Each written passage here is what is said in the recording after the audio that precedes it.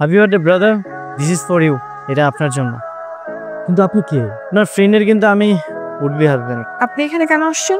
কেন আসবো না? তোমার ফ্রেন্ডের জন্মদিন আমি না আসলে হয়? আর কিছুদিন পরে আমাদের বিয়ে হবে, আমরা অনেক মজা করবো, চিল করবো, হানিমুনে যাবো, অনেক এনজয় করবো। কি বলতেছেন?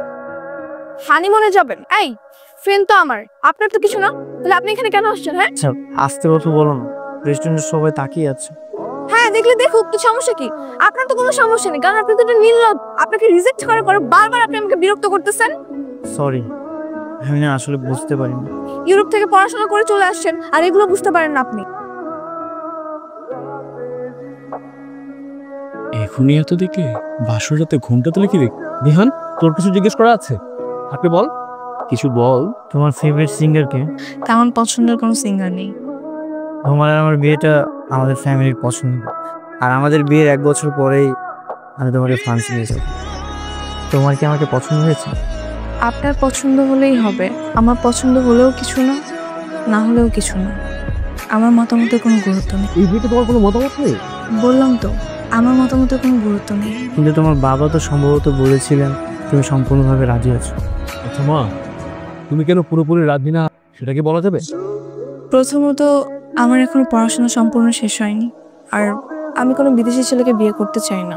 আমি চাই দেশের কোনো ছেলেকে বিয়ে করে এই দেশেই থাক। আমার মনে হয় আপনার মেয়ে যখন এই বিয়েতে মতামত নেই, তাহলে আমরা এই বিয়েটা আপাতত স্থগিত রাখি। ঠিক আছে বিশ্বাস। কোথায় যাচ্ছ? আপনি জানি কি করবেন? অনেক কিছু তো করতেছে, কিন্তু এভাবে কঠিনভাবে কথা বললে কি বলা যায় বলো? আপনি তো আমার খুব আপন মানুষ না, তাই না? তাহলে আপনার সাথে আমি সহজভাবে কথা বলে কি করবো? আচ্ছা কোথায় যাচ্ছ বলো না, আমি তোমাকে বাইকে করে পৌঁছে দিই। কোনো দরকার নেই, ঢাকা শহরের রাস্তায় অসংখ্য রিক্সা পাওয়া যায়।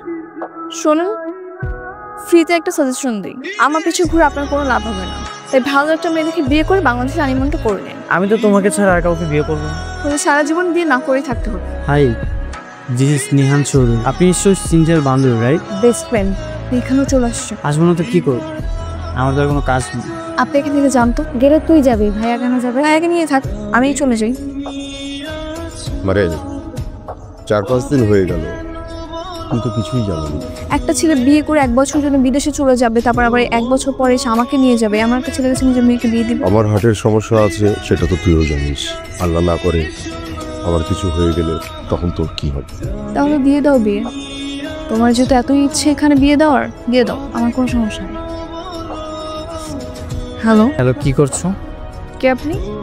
এত রাতে আমি ছাড়া আর কেউ কল দেওয়ার মতো আছে না। আপনি দিনের বেলা বাইরে বিরক্ত করেন আর এখন ফোনে। হ্যাপি বার্থডে তোমাল। 1 মিনিট গাইস, আমি চলে এসেছি। মনে হচ্ছে আপনার জন্মদিন, am I right? Happy birthday brother, this is for you. এটা আপনার জন্য। কিন্তু আপনি কে? আপনার ফ্রেন্ডের কিন্তু আমি উঠবি হাসবেন। আপনি এখানে কেন আসছেন? কেন আসবো না?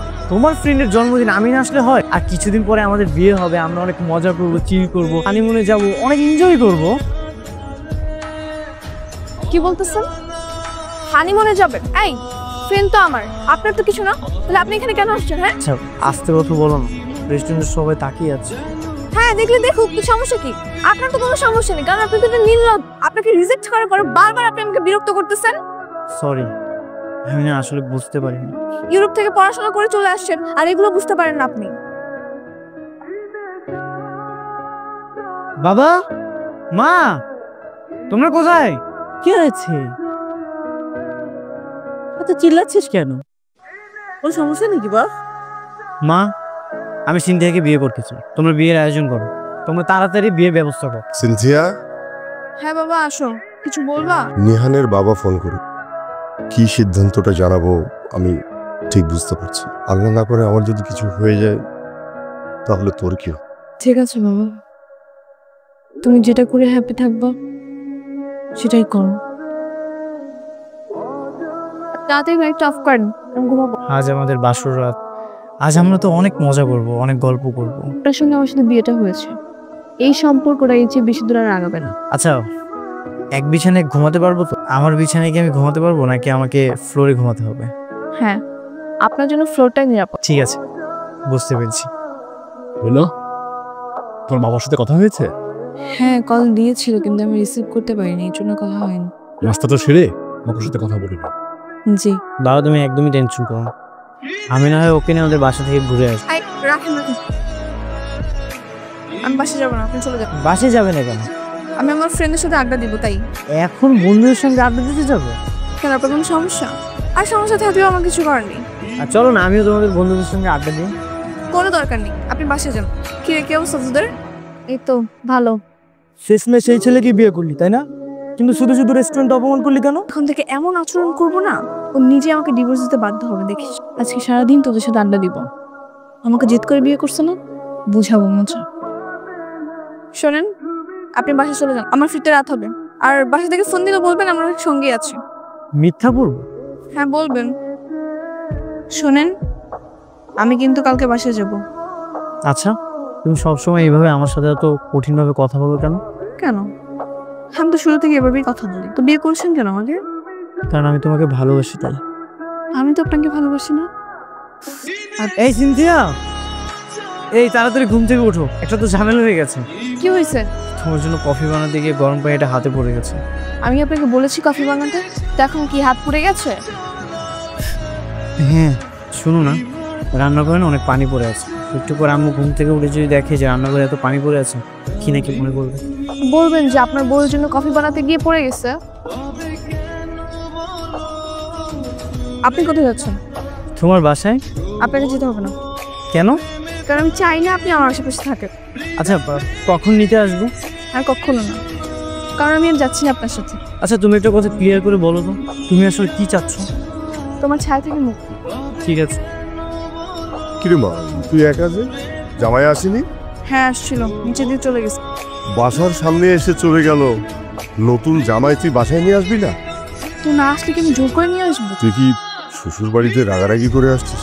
তুমি কি করে বলার জন্য আমাকে দাঁড় করেছো বাবা? মাত্র কয়েকটা দিন হলো তোদের বিয়ে হয়েছে, তবে তুই একা একা চলে আসলি। কাজটা তুই ঠিক করিস। তুমি তোমার ইচ্ছার বিরুদ্ধে বিয়ে দিয়ে কাজটা ঠিক করো বাবা। আপনি এখানে কেন আসছেন? আমি কিন্তু এখন যাবো না, আমি কয়েকদিন পরে যাবো। তোমাকে নিয়ে যাওয়ার জন্য আসিনি, তাহলে আমি এখানে এসেছি তোমাকে সরি বলার জন্য। ঠিক 1 সপ্তাহের মধ্যে ফ্রান্স চলে যাবে। এই কয়েকদিন না যাওয়া পর্যন্ত তুমি আমার বাবা মার সঙ্গে হাসি খুশিভাবে থাকো। আমি যতটুকু জানি 6 মাসের আগে ডিভোর্স দেওয়া যায়। আমি ফ্রান্সে গিয়ে 6 মাস পরে তোমার ডিভোর্স লেটারটা পাঠিয়ে দেবো। ঠিক আছে, আপনার এই ইচ্ছাটা না হয় আমি পূরণ করে দিব। যাক,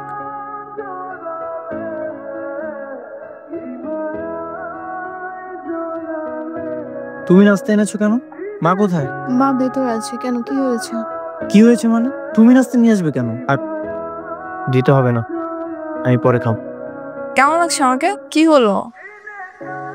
কেমন লাগছে বলো? এত সুন্দর করে তোমার জন্য আমি লাল শাড়ি পরে আসছি, এখন আমার উপর অভিমান করে আছো। দোষটা কি আমার একার বলো?